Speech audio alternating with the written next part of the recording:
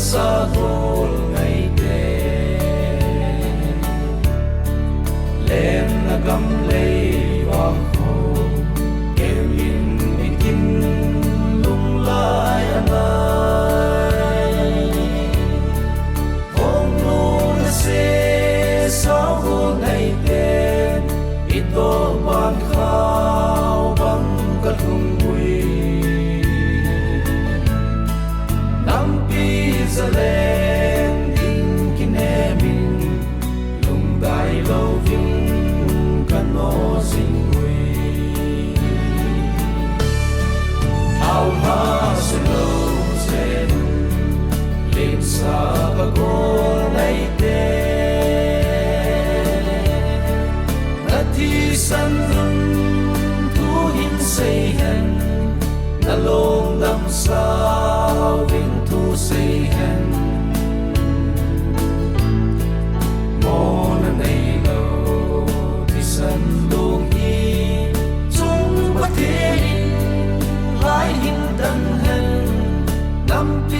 Zalen call me so loi hen Sun tin zan tin kiel kiel dam cha tho hin a khun sin nao gam le ven vi ting ka pang zing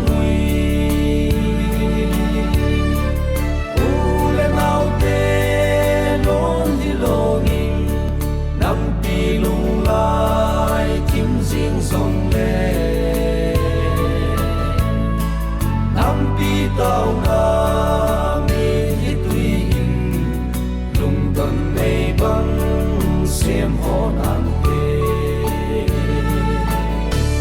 Secretary Marin Pui General Headquarter Palina Gubin Bijur Chanpur Pangana Waipe People Council Paruna Mizo People Convention Pasarina Paite Tribe Council Parina Gamte Tribe Union Pakuna Mate Tribe Union Chuchun Somna Simte Tribe Council Som Pakhatna United Zone Organization UZO Som Panina Chairman Steering Committee Kha Hai Khan Ponin Khumna Khumna Yanta Chuchun Zong Chara ITLF Women in Wingin Parin Lana Anhunai Haldini Tu nam pi lam kai hoin pasal hang san ho pun puna phat nei di tai Zawa ITLF na pi ho ani ki gom bilang ITLF na pi hon ahin zo zawa hi le koi hi zong le pon puno track ma hi han lang pia hi zong le na ho phat so ITLF na pi ho ki chai chai le adam ho phat ki pe ding e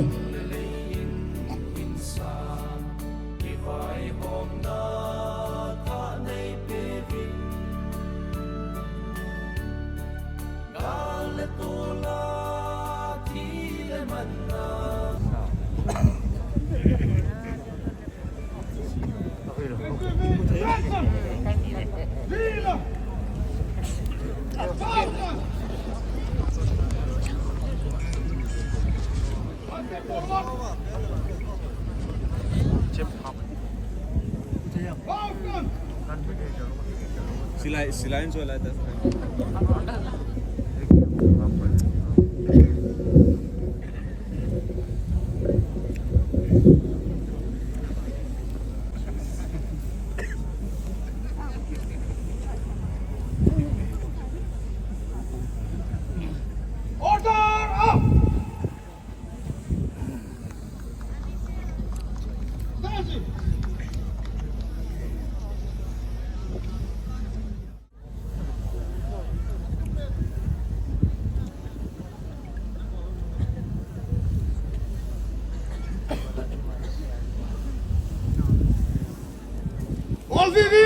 Attention!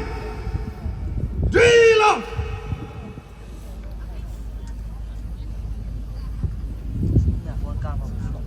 Total salute! Present arm!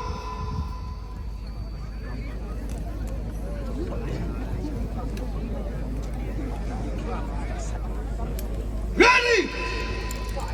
Andring.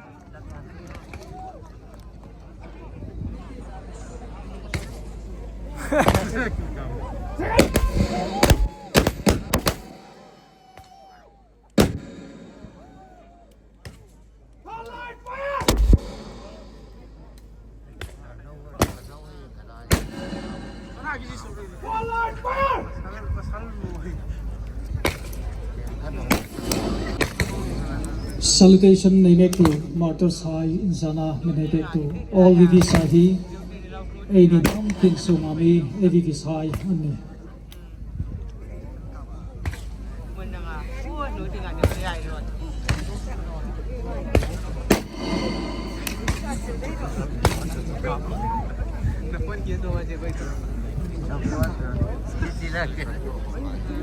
Order up! Strategy!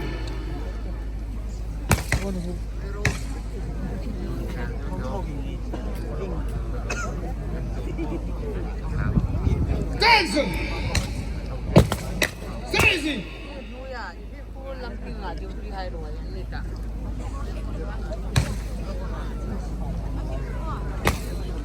kan mangzo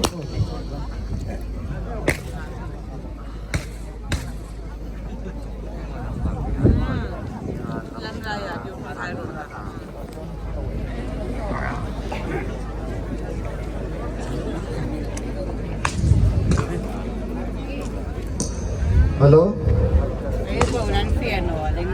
Martyr Day, Zana Santa to Gun Salute Bosa, all village volunteer tea to ga, Kipato Yenwa, Igam Ilatang, Namina Sati home in Saudi in Pacific Mumpiton to Tahen.